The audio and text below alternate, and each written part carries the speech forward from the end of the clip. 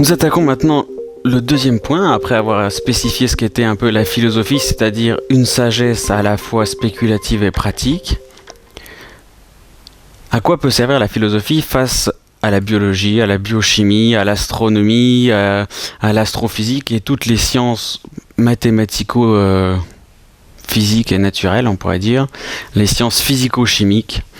La philosophie, on le dit souvent, répond à la question du pourquoi, alors que les autres sciences, entre guillemets, mathématiques, répondent à la question du comment. C'est une formule assez bien connue et très, très utilisée, mais on va essayer d'aller au-delà de cette simple définition qui souvent ne ramène pas vraiment à grand-chose de très concret. Pourquoi justement est-ce que la philosophie répond à la question du pourquoi et pas uniquement au comment comme le font les sciences physico-chimiques?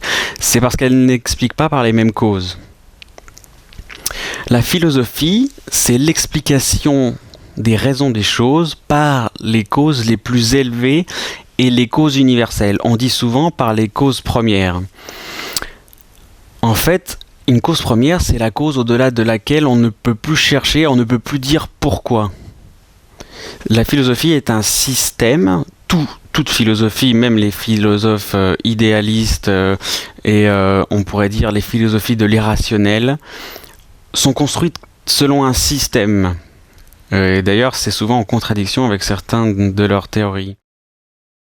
Toute question philosophique se termine par une réponse qui est une cause première. Les causes premières sont des causes au-delà desquelles il n'y a plus rien à chercher. Voilà comment se distingue la philosophie par rapport aux autres sciences. Elle possède, par rapport à toutes les sciences humaines, le maximum d'extension. Elle est la science des principes universels, puisqu'elle explique ce que sont les choses en elles-mêmes, avant d'expliquer leurs relations les unes avec les autres. Elle l'explique par les premiers principes, et comme toutes les sciences particulières sont en fait des déclinaisons des choses dans des principes seconds, la philosophie les concerne toutes. La philosophie, c'est donc la connaissance par les causes. C'est cette définition qu'il faut bien comprendre. C'est la question du pourquoi. Toutes les philosophies particulières, de la biologie à l'histoire, à l'anthropologie, à l'économie, à l'astrophysique, ne prennent l'aspect de la réalité que sous un certain angle. Par exemple, si j'apprends à étudier l'ordre économique du monde, par exemple du monde sociétal ou politique, on n'arrive à cibler qu'une partie de l'existence du monde. Si on prend l'anthropologie, l'histoire ou la physique ou la biologie, etc., ça sera exactement la même chose. Alors que la philosophie va cibler le cœur de la réalité elle-même et va pouvoir avoir un maximum d'applications dans tous les domaines de la connaissance humaine. C'est vraiment la science centrale. Là, on voit qu'on est loin, on est vraiment à des kilomètres de la conception plus ou moins sentimentale d'une espèce de philosophie qui est un mode de vie quelconque lié à une mode par exemple plutôt plus ou moins bouddhiste ou plus ou moins bio-écolo. Non, la philosophie en soi est une science rationnelle qui explique le fond des choses et la raison des choses, le ratio en latin, qui est au-delà de ce mot de raison, c'est vraiment le pourquoi des choses, et donc qui possède un maximum d'extension dans tous les degrés de la connaissance humaine et dans toutes les applications qu'on pourra en faire. Aujourd'hui, on peut reprocher à Aristote et à bon nombre de philosophes qu'ils s'appuyaient sur une conception erronée du monde, et donc que leur philosophie serait erronée aussi.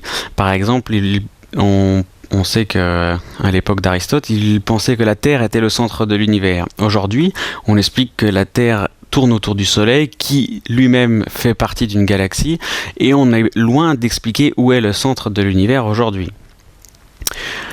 Or, la question est de savoir, est-ce que la philosophie d'Aristote est solidaire d'un système physique ou astronomique qu'il a pu concevoir?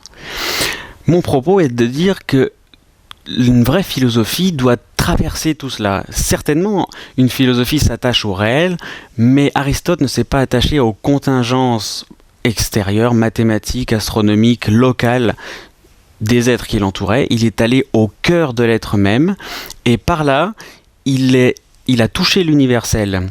C'est ce que nous allons voir lorsqu'Aristote parle de l'être en tant qu'être. Bon, je suis quelqu'un, cette bibliothèque, c'est une bibliothèque, les livres sont des livres. Le fait d'être un livre, une bibliothèque ou quelqu'un, on est. Donc lorsqu'Aristote va nous parler de l'être en tant qu'être, sans le fait de le distinguer sous un livre ou sous une bibliothèque ou sous quelqu'un, il va forcément toucher l'universel, et peu importe que la Terre tourne autour du Soleil ou pas, vous voyez. Donc le système de Ptolémée, qui était à l'époque la règle pour tout le monde, n'a aucune incidence sur la conception d'une saine philosophie comme a pu l'avoir Aristote. C'est pour ça qu'il y a une réelle profondeur dans la philosophie. La philosophie s'intéresse à l'être des choses et non directement à l'organisation physique de celle-ci. La philosophie n'est pas dépendante des spéculations scientifiques accidentelles. Encore aujourd'hui, est-ce qu'aujourd'hui nous sommes assurés de tous les principes scientifiques, mathématiques qui nous entourent ?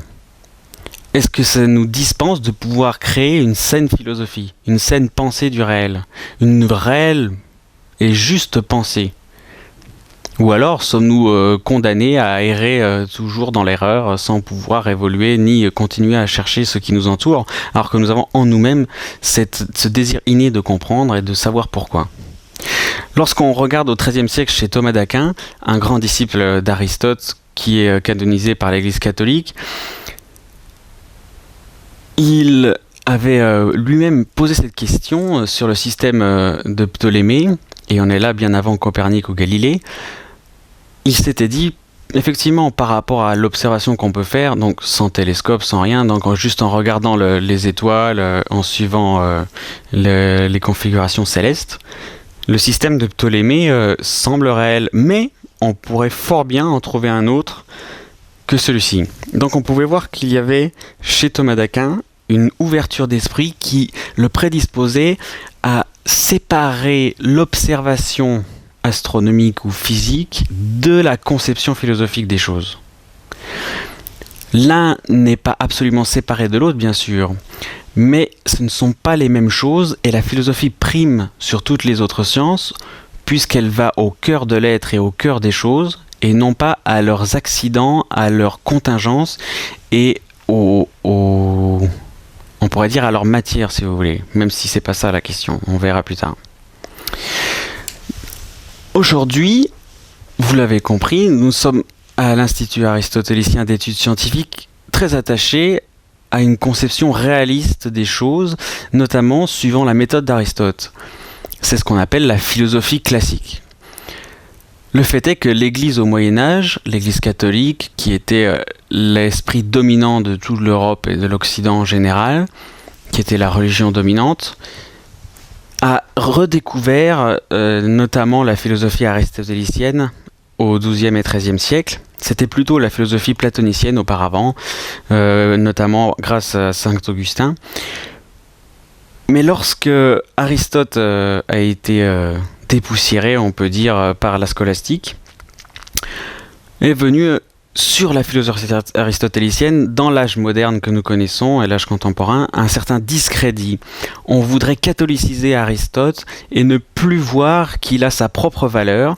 Et également, on n'arrive plus à comprendre que Thomas d'Aquin, malgré qu'il était religieux, malgré qu'il était canonisé par l'Église, on n'arrive plus à voir que c'était aussi, je dirais pas avant tout, puisque c'était quand même un religieux en premier, qu'il était aussi un philosophe au point de développer la philosophie d'Aristote et d'apporter rationnellement, sans aucune influence de la religion qu'il pratiquait ou qu'il professait, d'arriver à développer ce système et à le renforcer.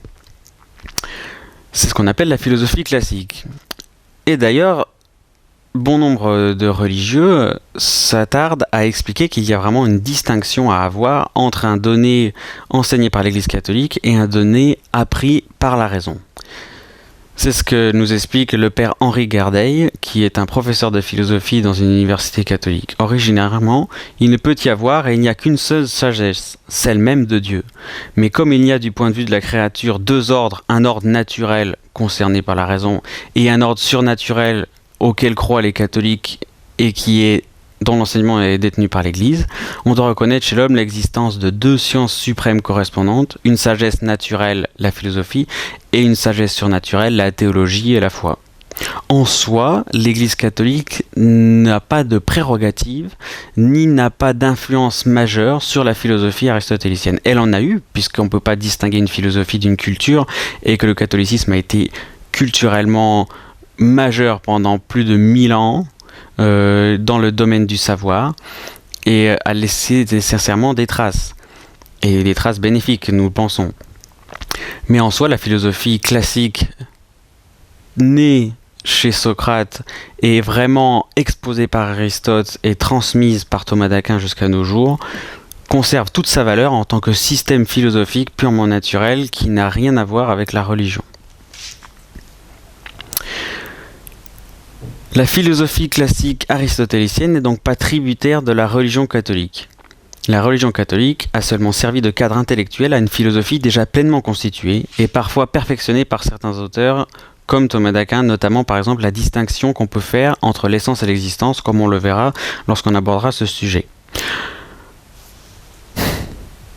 En conclusion, la philosophie en soi, c'est l'explication des choses par les causes premières et universelles. Et cette explication est obtenue uniquement par un travail de la raison sur les choses qui nous entourent. La philosophie, c'est la réponse au pourquoi par les causes premières.